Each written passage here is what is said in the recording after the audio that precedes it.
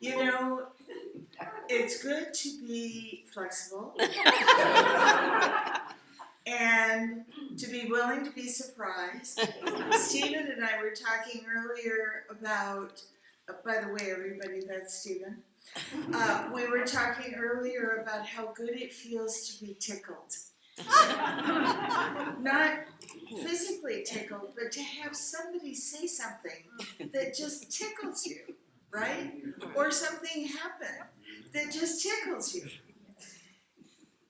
Well, Damn Yankees, which is the first stage production and then play, or the other way around, I can't remember, that song is from. I mean, there's lots of things about it that tickle you. And if you haven't seen it in a while, the spiritual messages in Damn Yankees are hilarious, especially if you see the version with Ray Walton. Oh, yes. So I'm just saying, that can be your afternoon spiritual message, should you choose. I kind of don't know where to begin today, because it's been an electric weekend. Mm-hmm. And, oh, by the way, I'm Rev Ann Rea, and I have the great fortune to be the spiritual leader, the head minister, and the president of your board.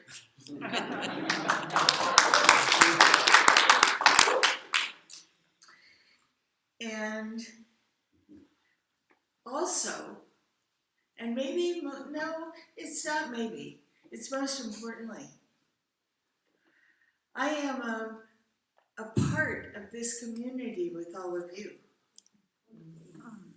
equally.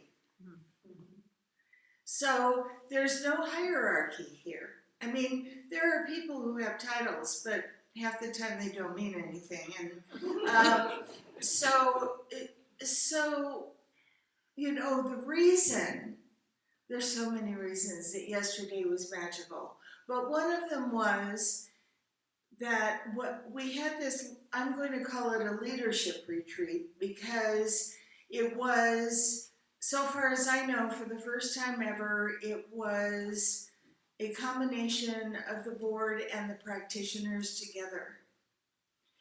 And everybody participated equally, with equal enthusiasm, with equal curiosity, with their questions, with their answers, and it was amazing.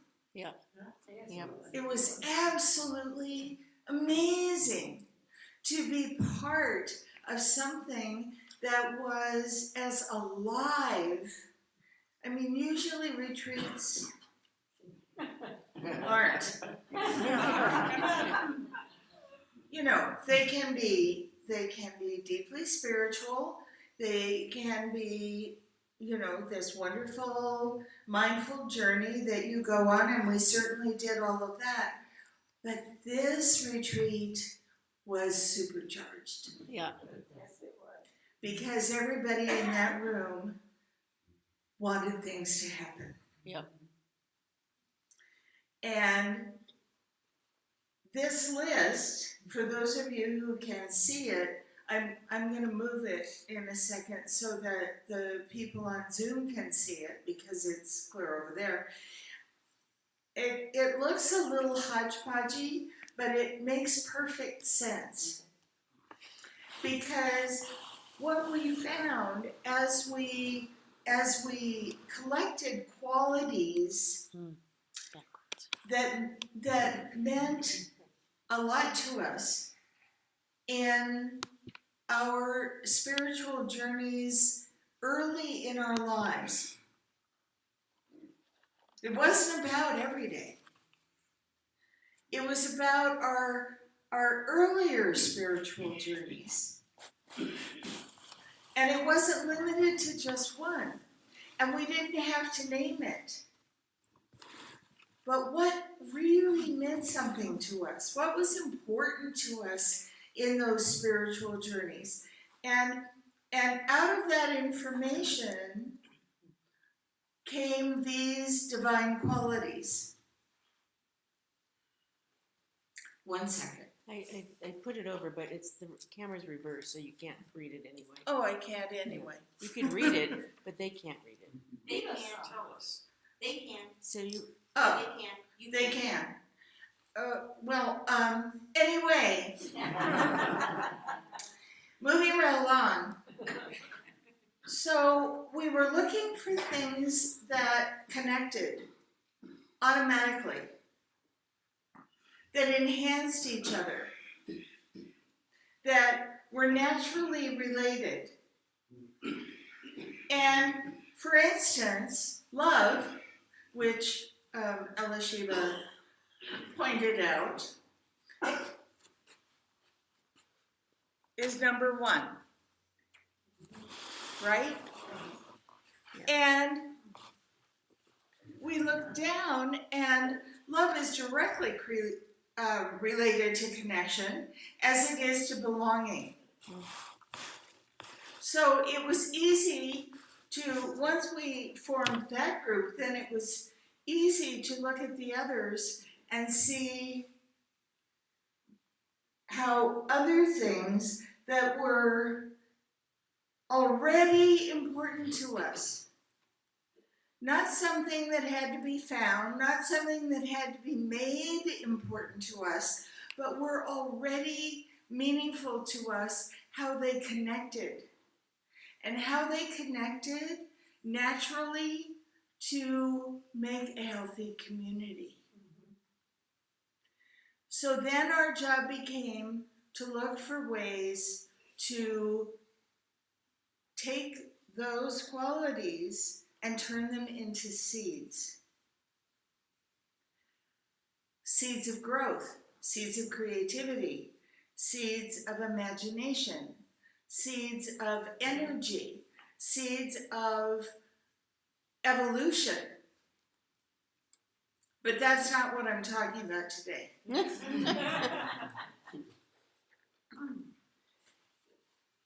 I just wanted you to have a taste.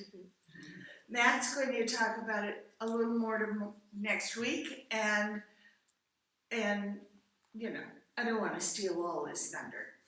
Anyway, so today, first of all, let's talk about the month. Because believe it or not, everybody can gasp at the same time. We have actually begun February of 2023. Jeez. And February of 2023, the theme for this month is small thoughts, small results. Ooh.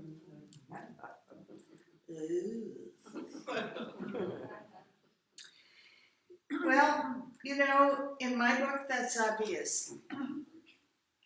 Because as long as we are holding ourselves back from possibility, which is what small thinking is about, as long as we are sure that we know all the ways that something can't work out, and maybe one very remote possibility that it can, maybe. What we are doing is we're straight arming the universe. Yep. We're saying, I already know everything I need to know, everything there is to know about how this can't happen. I already know the one way it can, and it's not gonna. because I know. So we're going to work on that, like pulling taffy this month. On those preconceived ideas that are, I had said to Elishiva, there is nothing in the way of my good. And that is the truth. Yeah. We can make up all of the stories we want. Yep. Have you noticed how most of them aren't very good or aren't about good? We can make up all of the reasons, all of the difficulties, and I'm not saying we didn't have them. Anybody in here not have any difficulties ever? No. We've all had them. And they do not define us Right. unless we say so. And I don't care and I do care, and you know I care, but I don't care what the diagnosis is. I don't care what the prognosis is. I don't care how likely or unlikely something appears to be. If we took one phrase, just one phrase, out of what Reverend Diana Lee shared with us this morning that Ernest Holmes wrote when? Mine's in 97, but it's a reprint. Right. But he wrote it over a period of years between the 20s and the 50s with the same conviction. We decide. I'm sorry. I'm really sorry to tell you this, but we decide. We decide what can get in the way. We decide what can interfere. We decide whether something is a life sentence or not. We decide. We choose and decide. Yep. And deciding isn't just about succumbing or saying, well, it'll never be any better than this, so I may as well get used to it. Deciding is a choice. That's right. Because if we believe, keyword, that it'll never be any better than this, whatever this is, then by golly, you know what? It won't. That's right. Right. Because this is, now get excited with me now. This is the juicy part. This universe, this God, this one power, this one presence that is all life, that is my life now and your life now, has always been, will always be, period. As much as we want it to have this personality and take these actions that it would never take anyway because it's interfering, it just says one word that we would recognize. In every language, it says one word. And that word is yes. Yes. And the significance of that word is that what it's saying yes to is us. That's right. Because we are its vehicle. And so we decide, we choose. We say there's only one way or there is no way. Fill in your own blanks there. And it says Yes. yes. In other words, however we want it, the answer is yes. We want it to be difficult, fine. We want it to be easy, fine. We want it to be fun, oh my God. Even that is fine.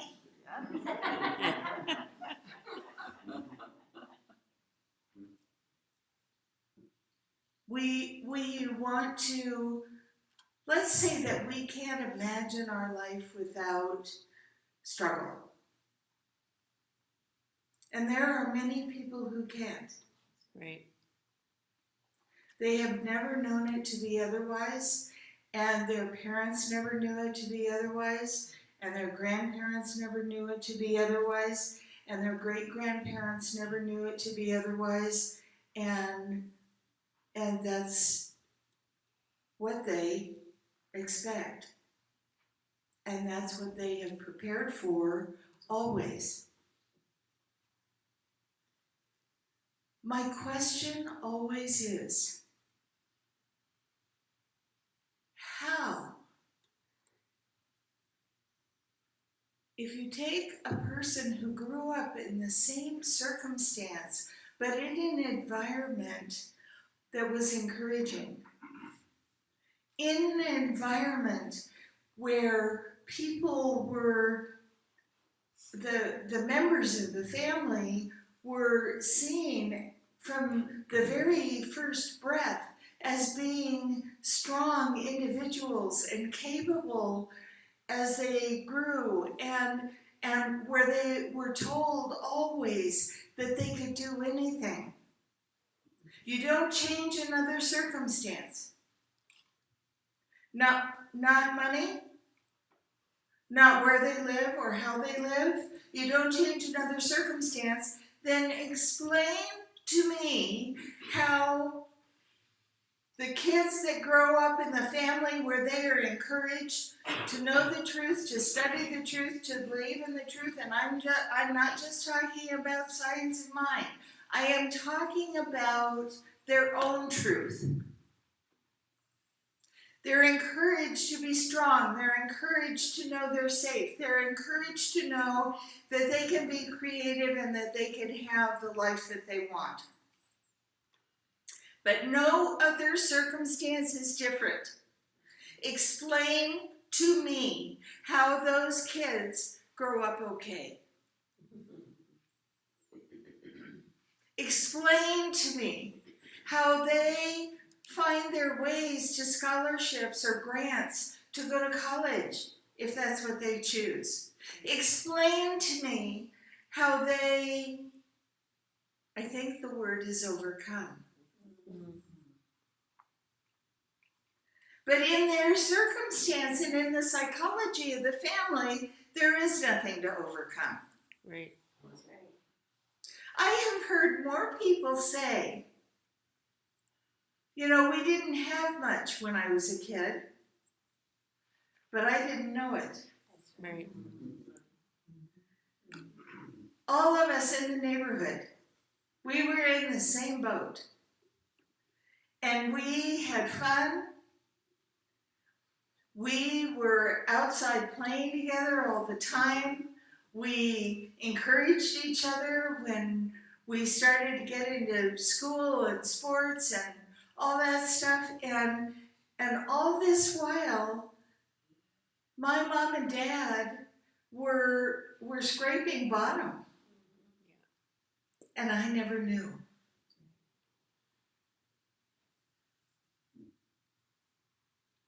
Because a choice was made to not take the circumstance and make it their reality. Right. To not take the circumstance and put it on anyone as a label.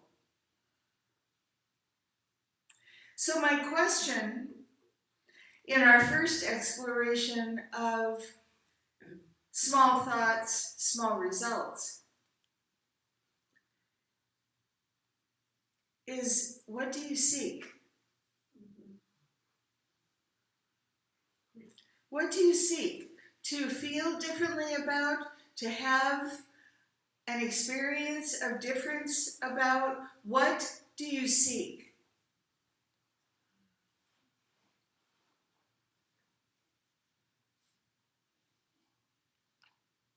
That's a very important question to ask ourselves. So that first of all, we know what it is we're looking for. Denise and I were driving, not each other crazy, but kind of the world crazy in our usual peaceful home, trying to figure out where this bag was that had equipment in it that is part of the setup for tech here at the center. We just couldn't figure out why it wasn't where it was supposed to be. But it was on the back of my chair. All week. And we still don't know why. But it doesn't matter. It was right there in plain sight. Our good is right here in plain sight. Our comfort, our ease, our provision, our peace of mind is right here in plain sight. But is that what we're looking for? Or are we looking for more reasons to be dissatisfied?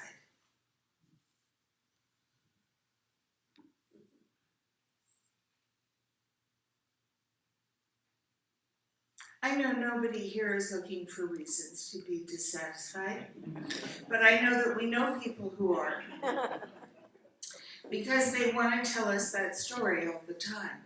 That's right.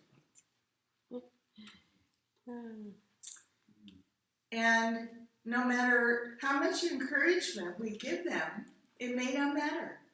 Right. Because if that's not what they want to hear, Right. Mm-hmm. if what really makes them feel yummy is to feel encouraged, to feel bad, then bless their little hearts. As some friends of mine from the South would say. No judgment, no criticism, no support, no encouragement is going to change it.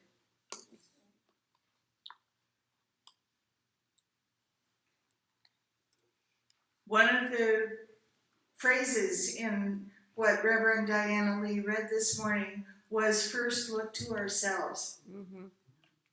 Get quiet within. Listen for our own voice. Because that's where the truth is. Our truth. What's best for us. And if the voice that we happen to hear at that moment sounds like somebody that doesn't have our best interest at heart, we're listening to the wrong voice. That's right. Amen. Amen. The voice that we want to hear, thank you very much, the voice that we want to hear, the voice that we absolutely will hear, and the voice that says yes are all the same. Right. And it is a voice that loves us like nobody's business. Yep. Has loved us. We are made of its love. And there are no exceptions. None of you get to be exceptions. Exceptional, knock yourself out. But not exceptions. There's no withhold here. Right. Just imagine that nothing is withheld. Ever.